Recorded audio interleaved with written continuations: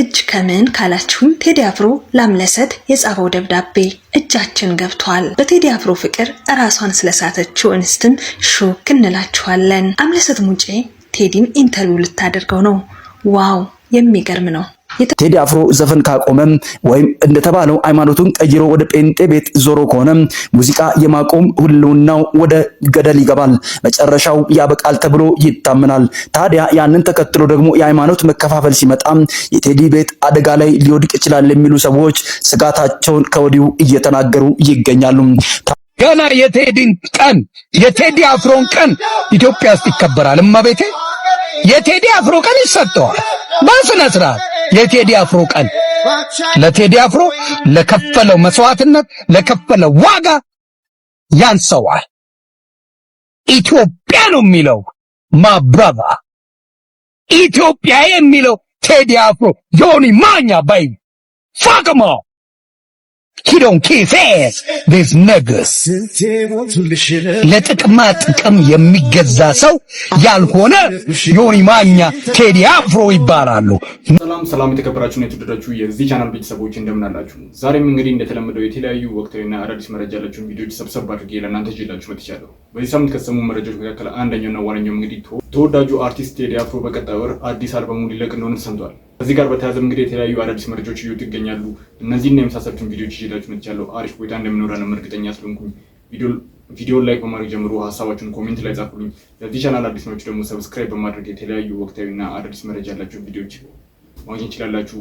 ወደ ቪዲዮ በመጀመሪያም እንግዲህ ከአንድ ዓመት በፊት በሞት ያጣናት ሞዴል ቀነኒ አዱኛ ስለሷ ከቤተሰቦቿ ከእናት ከአባቶቿ እንዲሁም ደግሞ ከእህት ከወንድሞቿ የወጣ አዲስ መልእክት አለ። እሱን ቪዲዮ ተመልክተን እንመጣ። ከቀነኒ ቤተሰቦች መልእክት ይዤላችሁ መጥቻለሁ። ስለሆናችሁ እንግዲህ በሶሻል ሚዲያም ሀገርም ውስጥም ውጭ ሀገር ያሉ ሰዎች በቀነኒ ጉዳይ ላይ በፊት አቅጣጫ ብዙ ሲረባረቡ ነበር። ስቲል እየጠየቁም ያሉ አሉ።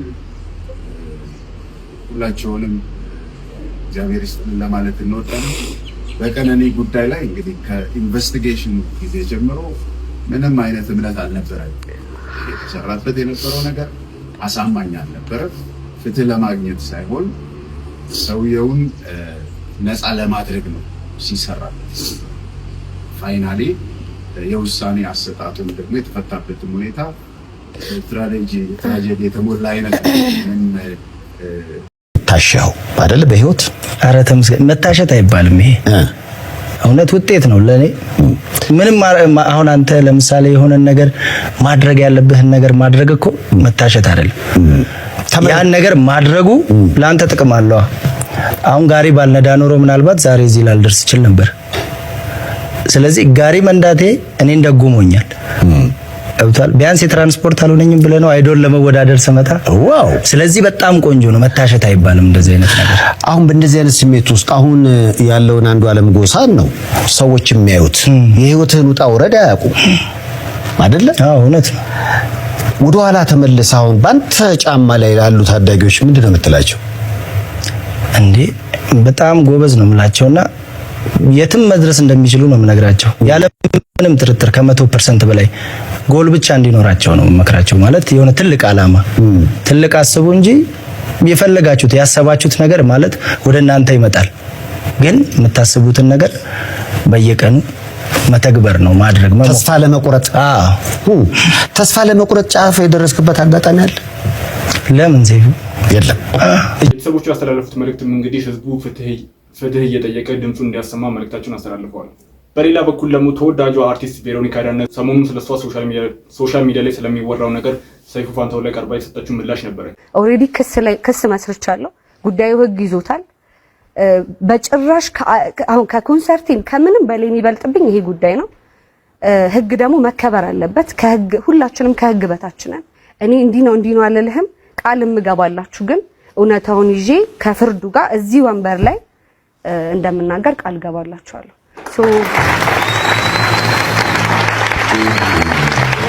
ስለዚህ ይሄ ለብዙ ሰዎች መልስ ለብዙ ሰዎች ትምህርት ስለሚሆን ህግ የያዘው ጉዳይ ነው። እንዲህ ብዬ መናገር አልፈልግም፣ ግን ቃል ገባላችኋለሁ። ውጤቱን ይዤ እዚህ እመጣለሁ። የብዙዎች ጥያቄ ስለነበረ ነው። ምክንያቱም አዲሱ ሲኒማ ላይ አብራችሁ ሰርታችኋል። ጎን ለጎን ደግሞ የሆኑ ሰዎች ደግሞ በዚህኛው መንገድ እንዲታወቅ ጉዳይ ይፈልጋሉና አሁን እንደነገርሽኝ ከሆነ በጉዳዩ ላይ በቃ ጠለቅ ያለ አስተያየትና ምላሽ መስጠት የምፈልገው ከፍርድ በኋላ ነው አይነት ነው ምላሽ። ምክንያቱም ይሄን ነገር ወተው ፊታቸውን ሸፍነው ወይም ሌሎች ሰዎች ቀላል ነው ግልጽ አድርጌ የምነግራችሁ እውቅና ፍለጋ ነው፣ መታወቅ ፍለጋ ነው። እኔ ደግሞ ለነሱ እውቅናቸውን ፌመስ እንዲሆኑ እድል መስጠት አልፈለኩም እንጂ የዛን ዕለት ይሄ ተወራለት በጣም የሚሰቀጥጡ ማስረጃዎች እጄ ላይ አሉ። በጣም ነው የምነግርህ እና እነሱን አውጥቼ እነሱንም መና ማስቀረት እችላለሁ። ግን ለምን በዛ ልክ እኔ ስወርዳለሁ? ህግ አለ፣ ሀገሪቱ በህግ ነው የምትተዳደረው። ስለዚህ ወደ ህግ ቀጥታ ነው ስሜ ያላግባብ ጠፍቷል፣ ያላግባብ ጠፍቷል። ስለዚህ ይሄ ደግሞ ልክ አይደለም። ለሌሎችም ትምህርት እንዲሆን ስለምፈልግ ይሄን ጉዳይ በዚህ ሰዓት ከሁሉም ነገር ቅድሚያ የምሰጠው ይሄ ነው። አብረን የምናየው ነው። ከዚህ ጋር በተያያዘም እንግዲህ የተለያዩ የመልስ ምቶችን በመስጠት የምናገት ሊያሹ ስለሷ የምትለን ነገር አለ። እሱንም ቪዲዮ ተመልክተን እንመለስ። ቬሮኒካ ምን አለች?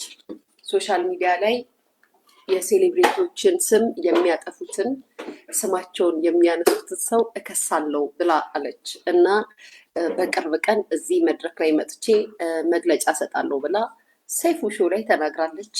እኛም ሰምተናል።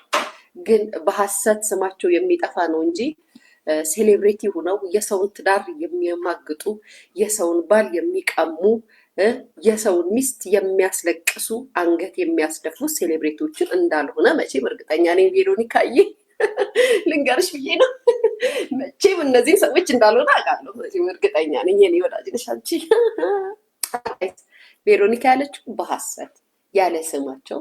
አሁን ለምሳሌ ሰሞኑን የሆነ ድራማ ስትሰራ አይ ቲንክ ልጅቷ የልጁ ባለቤት ወሬውን ካልሰማችሁ ልንገራችሁ።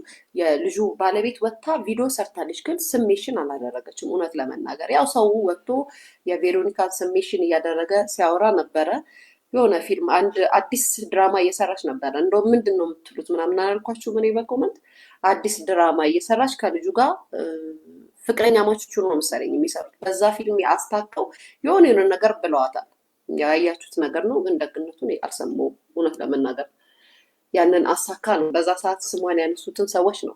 ግን ቬሮኒካ እርግጠኛ ነኝ ሴሌብሬቲ ሆነው በየቤቱ ቤት የሚያንኳኩትን፣ ትዳር የሚያስለቅሱትን፣ የሰውን ባል የሚቀሙትን፣ ስምና ዝና ያላቸውን ሚስቶችን የሚያስደርጉትን ሴሌብሬቲዎች ግን ብንናገር አትከሽንማ። እነሱን ብንናገር ግን አትከሽንም። ስም በውሸትማ ስም ከጠፋማ መክሰስ ትችላላችሁ። ማን አትክሰሱ አላችሁ? ክሰሱ፣ ድብን አድርጋችሁ ክሰሱ። እጅ ለእጅ ተያይዛችሁ ተጠራርታችሁ ነው እንደውም መክሰስ ያለባችሁ።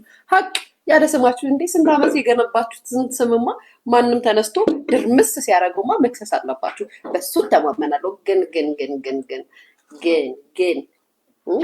በየቤቱ የሚቀሙ የሚያለቅሱ ሴቶቹንስ ስለነሱስ ማን ነው ሚዲያ ላይ ወጥቶ የሚነገርላቸው? እነሱን ነው ለእነሱ ነው እየተከራከርን ያለ ነው እየተናገርን ያለ ነው። ቤተሰብ ጋይስ ላይክ አድርጉ እንጂ ምን አባታችሁ ዝም ብላችሁ የምታፈጡ? ላይክ አድርጉ ወይ የኔ ፍቅር። ልክ አይደለው ቤተሰብ? ልክ አይደለው? እና ያረችው በባለፈው በድራማ ምክንያት ብዙ ሰው ከአርቲስቱ ጋር የሆነ ነገር ሲሏት ነበረ፣ እሷን ማለት ነው። እነዛን ሰዎች መሰለኝ አይ ቲንክ አይ ዶንት ኖ የእውነት ማረጃ እና ማስረጃ ደርሶ ትዳራቸውን እንደፈቱ እያሳዩንና እየነገሩን ያሉ ሰዎችን አይደለም ያለችው። አመሰግናለሁ። ምን እናንተ አሁን ጋይስ እኔ እኮ ታስቡኛለች ከሀገር ማዶ ተቀምጣችሁ የሆነ ነገር ሲባል ሊያ እንደዚህ። አመሰግናለሁ። ብዙም አላወራበት ህግ ያዘ ጉዳይ ነው። በመቀጠልም እንግዲህ የህዝብ ኩራት የሆነው ተወዳጁ አርቲስት ቴዲ አፍሮ አዲስ አልበም ሊለቅ እንደሆነ ተሰምቷል። ከዛ በፊት ግን ከወራት በፊት ውጭ ሀገር ሄዶ ኮንሰርት ሲያቀርብ እንደነበረ ሁላችንም እናውቃለን። ከዚህ ጋር በተያያዘም እንግዲህ መድረክ ላይ ባሳየው ፐርፎርማንስ ወይም ደግሞ ብቃት መሰረት ብዙዎች እየተቹት ነበር። ከዚህ ጋር በተያያዘም እንግዲህ አንድ ቪዲዮ ልጋብዛችሁ፣ እሱን ተመልክተን እንመለስ። ቴዲ አፍሮ ዘፈን ካቆመም ወይም እንደተባለው ሃይማኖቱን ቀይሮ ወደ ጴንጤ ቤት ዞሮ ከሆነ ሙዚቃ የማቆም ሁሉናው ወደ ገደል ይገባል፣ መጨረሻው ያበቃል ተብሎ ይታመናል። ታዲያ ያንን ተከትሎ ደግሞ የሃይማኖት መከፋፈል ሲመጣ የቴዲ ቤት አደጋ ላይ ሊወድቅ ይችላል የሚሉ ሰዎች ስጋታቸውን ከወዲሁ እየተናገሩ ይገኛሉ። እጅ ከምን ካላችሁም ቴዲ አፍሮ ላምለሰት የጻፈው ደብዳቤ እጃችን ገብቷል። በቴዲ አፍሮ ፍቅር ራሷን ስለሳተችው እንስትም ሾክ እንላችኋለን። አምለሰት ሙጬ ቴዲን ኢንተርቪው ልታደርገው ነው። ዋው የሚገርም ነው። የተጠናከረ መልስ ወደ እናንተ እናደርሳለን። በቴዲ አፍሮ ላይ ትልቅ ቅሬታ እየተነሳበት ይገኛል። በቴዲ አፍሮ ምክንያት 20 ሚሊዮን ብር ከስር ያለው ይለናል ዲጄ ፓፕሱት። የሰው ሐሳብ አይሰማም እየተባለ በወዳጆቹ የሚወቀሰው ቴዲ አፍሮ ምን ቢያደርግ ይሆን? ውድ ቤተሰቦቻችን ሙሉ መረጃውን ይዘነዋል። የመረጃ መረባችንን ከመዘርጋታችን በፊት እናንተ ብቻ እንደተለመደው ላይክ፣ ሼር፣ ሰብስክራይብ እንዲሁም የደወል ምልክቷን በመጫን የዘወትር ቤተሰብ በመሆን አብራችሁን ዝለቁ። ወቅቱ ቴዲ አፍሮ እጆቹ በካቴና ታስረው በፖሊስ የሚጠበቅበት ጊዜ ነው። መጽሔቶች፣ ጋዜጦች በየቀኑ ስለ ቴዲ የሚጽፉበት ቴዲ አፍሮ የፍርድ ቤት ቀጠሮ ሲኖረው ከተማዋ በመኪና ክላክስ የምትደበላለቅበት ዘመን ላይ እንገኛለን። ቴዲ ታስሮ በነበረበት ወቅት የወህኒ ቤት ፖሊሶች የቸገራቸው ነገር ቢኖር በቴዲ አፍሮ ፍቅር ነው ልለውና አቅላቸውን ስተው ቃሊቲ ድረስ የሚመጡት የሀገራችን ቆነጃጅትና ጸባቸው ነበረ። ያንን የቃሊቲ ፀሐይ ለመከላከል ውድ ሜካፓቸውን እየተሰሩ ሀብታምና ዝነኛ ሴቶች በቴዲ ለመፈቀር ደጅ የሚጠኑበት ጊዜ ነበር። የተለያዩ ጋዜጦችን ስናገላብጥ ከቴዲ ጋር አብረው ታስረው የነበሩ ሰዎች ቆነጃጅቱ ለቴዲ አፍሮ ብለው በሚያመጡት ስንቅ ያለ ሐሳብ ሆዳቸውን ይሞሉ እንደነበር ተጽፎ እናገኛለን። ቴዲ አመስግኖ ከመቀበል ውጪ ለቆነጃጅቱ ልቡን ሊከፍት አልፈቀደም። አምላኬ ተውስጠኝ ሰው በልኬ ብሎ የዘፈነው ቴዲ ለቁጥር ከሚታክተው መሃል አምለሰት ሙጬ የቴዲ አፍሮ ልኩሷ ሆነችም። በቴዲ አፍሮ አጠራር ኤሚ ትዳራቸውን ያለማንገዳገድ መምራት መቻሏ ውዳሴን ሲያጎርፍላት ከርሟል። ለቤታቸው በፍቅርና በሰላም መቆየት የቴዲ ትሁት ስብዕናና ቪዲዮንም እንግዲህ እንደተመለከትነው ቴዲ አፍሮን እውነት የምርም ልናጣው ሳይሆን ቴዲ አፍሮ መድረክ ላይ በሚያሳያቸው ብቃቶች እንዲሁም ደግሞ ችሎታዎቹ አድናቆትን የሚያተርፍበት አጋጣሚ ነበረ። እንዲሁም ደግሞ በቀጣዩ አዲስ አልበሙን ሊለቅ እንደሆነ ተሰምቷል። እስኪ እኔ ቪዲዮ ተመልክተን እንመለስ። የጥበብ አድናቂዎቹ ሰውየውን የልቡን ብቻ ይኖራል ሲሉ ንጉሱ ብለውታል። የንጉሱ ቴዎድሮስ ካሳሁን አልበም ኢትዮሪካ በቀጣይ ሊመጣ እንደሆነ ከተሰማበት ጊዜ አንስቶ ፈሪዎች የነጻነት ዜማ ስትለኮስ በቶኑ ላለመፈጀት ከሐቅ መንደር ርቀው ዜማውን በጥርጥር አይን ሲመለከቷት፣ አድናቂዎቹ ደግሞ ሀገር ጠረን አልባ ስትሆን እንደ ቤተ ክርስቲያን ዕጣን ከቀልብ የሚያፋቅር የኢትዮጵያዊነትን ዜማ ለመስማት ቀን ቆጠራ ላይ ናቸው። በማንም ዘመን የራሱን ዘመን በየትኛውም ሐሳብ የራሱን ሐሳብ ያስቀደመ የአፍሪካ የተራራ ሀገር ሰው የጊዮን ዜማ ቀባይ ብላቴናው ቴዲ አፍሮ ቴዎድሮስ ካሳሁን ገርማሞ። ታንክና ባንክ የለበሱ ብዙዎች የልጁን ዜማ ከሰማይ እንደተለቀቀ መሬት ሰንጣቂ መብረቅ የሚፈሩበት ዘመን እንደ ትናንት ሁሉ ዛሬም ቀጥሏል። ንጉሱን ግን ለምን ፈሩት? በፖለቲካ ልጅነት አፍን የፈታ ሁሉ ሀገርን መስደብ የልሂቅነት ሰነድ አድርጎ ሲቆጠር፣ ዜመኛው በሚሊዮን የሚቆጠር ህዝብ ልብ ውስጥ ኢትዮጵያን ከነክብሩ ያስቀምጣታል። የሀገርነት እግር በሰንሰለት በታሰረበት ጊዜ እግረ ሙቁን በጥሶ በደመናው ላይ የኢትዮጵያን ቀለም ሲያሳየን ኢትዮሪካ ያለው ንጉሱ በሹመኞች መንደር ጸረ ሚሳኤል የማይመልሰው ጭንቀት ጥሎባቸዋል። እጅ መንሻ ይሉት ነገር ቸገራቸው።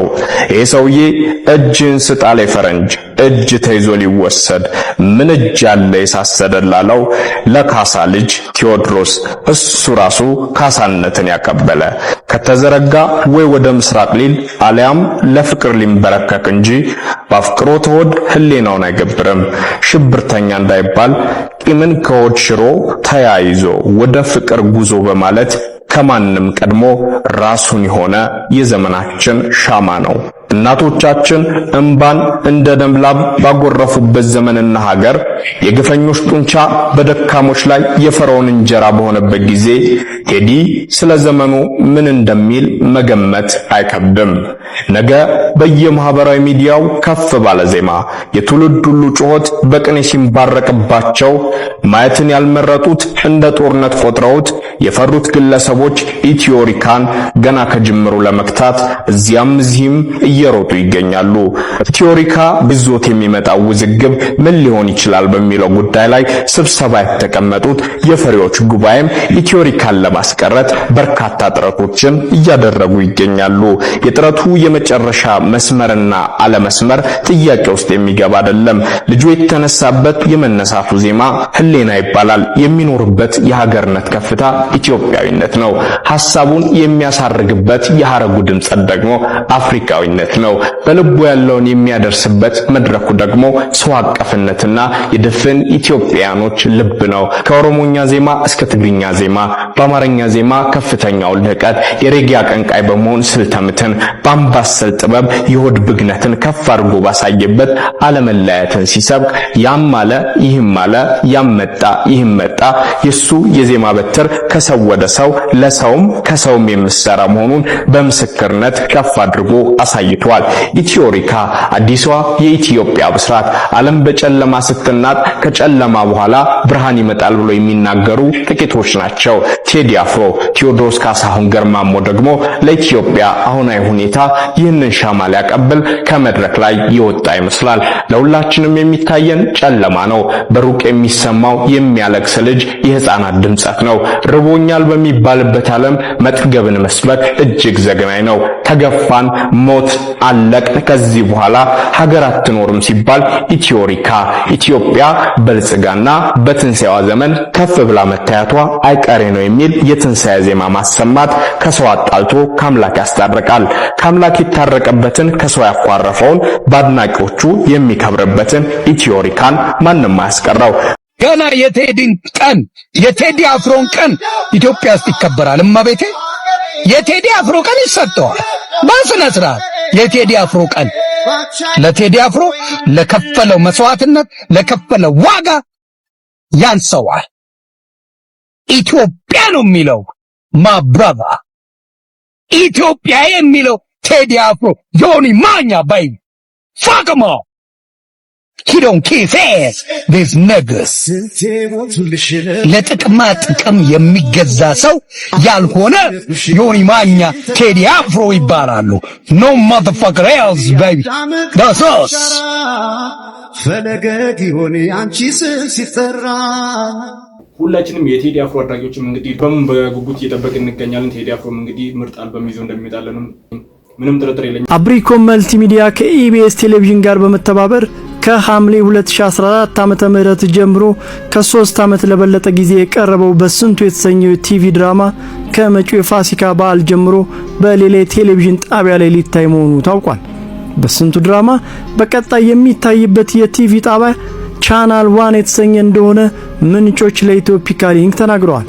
ከወራት በፊት ወደ ስርጭት የገባው ቻናል 1 እና አብሪኮም መልቲሚዲያ ለድራማው ስርጭት የስምምነት ፊርማ እንዳደረጉ ሲታወቅ የቴሌቪዥን ጣቢያው ከቁርጥ ክፍያ በተጨማሪ በዩቲዩብ ላይ የመተላለፍ መብቱን ለድራማው አዘጋጆች እንደሰጠ ምንጮች ጨምረው ነግረውናል።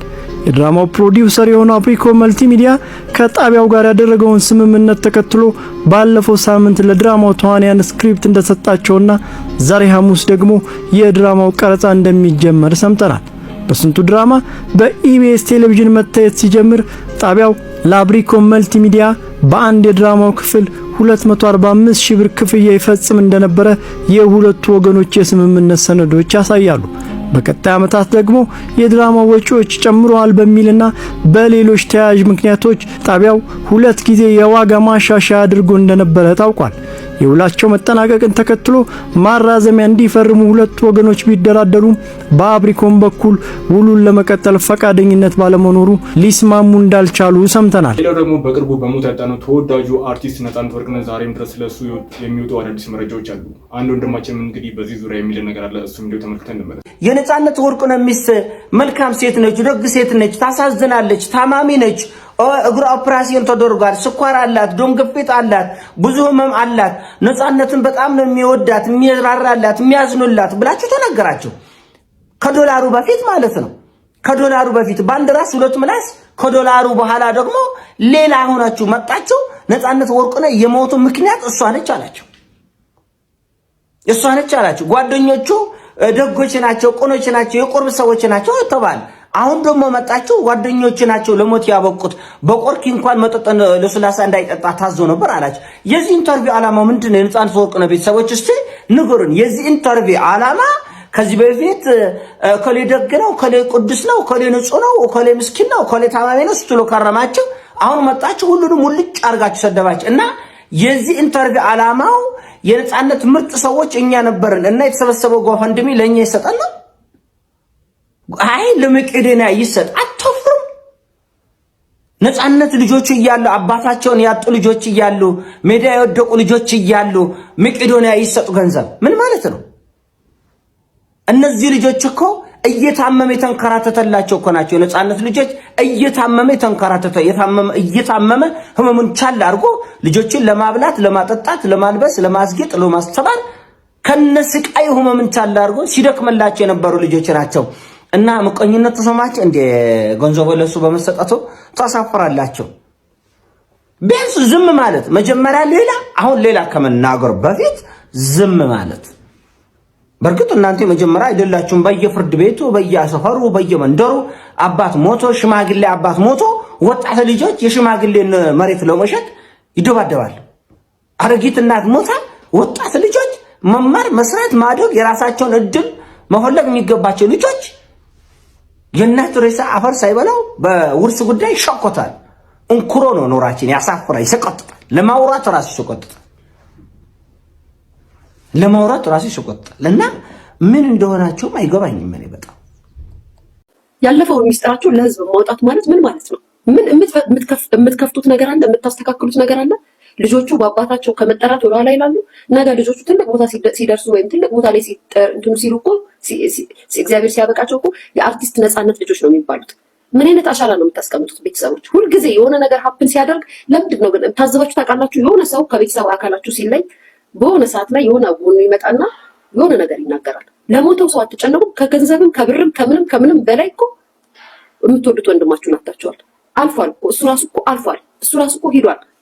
ከዛም ለሚዲያ ለሌሎች ለእንደኛ አይነት ዩቲዩበሮች ለእንደኛ አይነት ሚዲያ ላይ በወሬ ገንዘብ ሜክ ለምናረግ ሰዎች የእናንተን የቤት ገበና አምጥታችሁ ሰጣችሁ። ይኸው እኔም እየሰራሁበት ነው፣ ግን ፈልጌው አይደለም ስለመጣ እየተወራበት ስለሆነ አወራለሁ። ምንድን ነው የምትጠቀሙት? እንዴት ልጆቹ አታያችሁ? እንዴት ለልጆቹ አላሰባችሁ? እንዴት እውነት ነፃነት በህይወት ቢኖር ይሄን ፈልግ ነበር? ይሄንን ነገር እንዲደረግለት ይፈልግ ነበር? ኔቨር አይፈልግም፣ አያደርገውም። ስህተት ነው። ባይዘወይ ቅሬታ ሊኖርባችሁ ይችላል፣ የሆነ ነገር ሊኖርባችሁ ይችላል። ሚስትን ያካለልና ከሚስት ጋር ያለውን ነገር ለሚዲያ ወጣችሁ ባትናገሩ እንደኔ አስተያየቴ ነው፣ የግል አስተያየቴ ነው። ስሜታችሁ ተጎድቶ ሊሆን ይችላል፣ አዝናችሁ ሊሆን ይችላል፣ ተቀይማችሁ ሊሆን ይችላል። ግን ለህዝብ አውጥቶ መስጣት የሚጠቅመው ነገር ምንድን ነው? 3 ልጅ ያፈራች እናት ናት። በትዳር ዓለም ውስጥ አለመግባባት ሁሌም አለ፣ አለመስማማት ሁሌም አለ። ሁሉም ሰው ከባለቤቱ ጋር ተስማምቶ አይደለም። ኢትዮጵያ የሚኖር ሰው ወደ አሜሪካ መጥቶ አሜሪካ ከሚኖር ሰው ጋር ተጣጥሞ ሊኖር አይችልም። ምክንያቱም በእንግድነት እንኳን ልንገራችሁ፣ ብዙ ዲያስፖራ ወዳጆች አሉኝና ሲነግሩት በእንግድነት እንኳን ቤታቸው ለሳምንት ወይ ለ3 ቀን ለ4 ቀን ሲመጡ ነፍሳቸው ነው የሚጨነቀው እዛ የቆዩት። ዋሻው ጋይስ ዋሻው እስኪ ንገሩት። አንድ ለ3 ቀን እንኳን ቤታችሁ እንግዳ ሲመጣ ምን ያህል ነው የምትጨነቁት? ምክንያቱም እናንተም ትሉታላችሁ ከኢትዮጵያ የሚመጣ ሰው ይሉንታ አያውቅም፣ ምንም አያውቅም። በቃ ቁጭ ብሎ መብላት መጠጣት ነው የሚያስበው። እዚህ ያለውን ነገር ነው እዛ ሄዶ ሊያንጸባርቅ የሚፈልገው። እናንተስ በታይም ነው የምትንቀሳቀሱት። ስራ ትሰራላችሁ፣ ከዛም ቤት ትመጣላችሁ፣ ልጆች ካሎቻችሁ ለልጆቻችሁ ምግብ ትሰራላችሁ፣ ቤት ታጸዳላችሁ፣ ከዛም እንግዳችሁን ታስተናግዳላችሁ። ጊዜ አይኖርም። ያው 3 ልጅ ይዛ የምታሳድግ እናት ማለት ነው። በብዙ አይነት ነገር ልትመሰክሩትና ልትናገሩ ትችላላችሁ። የእናትነቷን እሷ የምታሳልፈውን ነገር ምን እንደሆነ ላታውቁ ትችላላችሁ። በዚህ ደረጃ መዘላለፉ መነጋገሩ አያስፈልግም። የቤታችሁ ሚስጥር የቤት ነው፣ የትዳር ሚስጥር የትዳር ነው። ካወራን እኮ እኔ የሆነ ልንገራችሁ፣ የሆነ ነገር አሁን ስለ ኬኳ አባት የሆነ ነገር ላውራ አስብና ማለት ነው ምን እንደሚመጣብኝ ታውቃላችሁ? ኬኳ ናት ፊት የምትመጣው። ኬኳ ድቅም ትልብኛለች። ምክንያቱም ኬኳ ይሄ ታሪክ ይቀመጣል፣ ገብቷቿ ላይ ታሪክ ይቀመጣል። ስለዚህ ለልጄ ስለ አባቷ ምንም አይነት ነገር መንገር አልፈልግም። በቃ መንገር አልፈልግም። ነበርን አባትሽ ነበረ፣ ተለያየን፣ በቃ ተፋታን፣ አልተስማማንም፣ ተፋታን። ይሄንን ነው ልላት የምችለው እንጂ እንደዚህ አድርጌው እንደዚህ አድርጎኝ እንደዚህ ብንልማ በየቤታችን ብዙ ሚስጥር አለ፣ ብዙ ታሪክ አለ፣ ብዙ የምንናገረው ነገር አለ። ገብቷቸው ብዙ የምንናገራቸው ነገሮች አሉ። ባልም ስለሚስቱ የሚናገረው ነገር አለ፣ ሚስትም ስለባሏ የምትናገረው ነገር አለ። ስለዚህ እናንተ ደግሞ ይሄን የሚያክል ድንቅ አርቲስት፣ ይሄን የሚያክል በህዝብ ዘንድ የሚወደድ አርቲስት ለማንኛውም ቤተሰቦች ለዛሬ ጀላችሁ የመጣሁት ቪዲዮ ይሄንን ይመስል ነበረ። አሪፍ ቆይታ እንደነበርና የተለያዩ ቁም ነገር አዘል ትምህርቶችንም እንደተማማርንበት እርግጠኛ ስለሆንኩኝ ቪዲዮ ላይክ ሳታደርጉ የጀመራችሁ ላይክ አድርጉ። ሀሳብ አስተያየት ካላችሁ ኮሜንት ሴክሽን ላይ አስቀምጡልኝ። ለዚህ ቻናል አዲስ ናችሁ ደግሞ ሰብስክራይብ በማድረግ ወቅታዊና አዳዲስ መረጃዎችን ማግኘት ይችላላችሁ። ቀጣይ በተመረጡና አዳዲስ መረጃ ባላችሁ ቪዲዮዎች እስከምንገናኝ ድረስ መልካም ጊዜ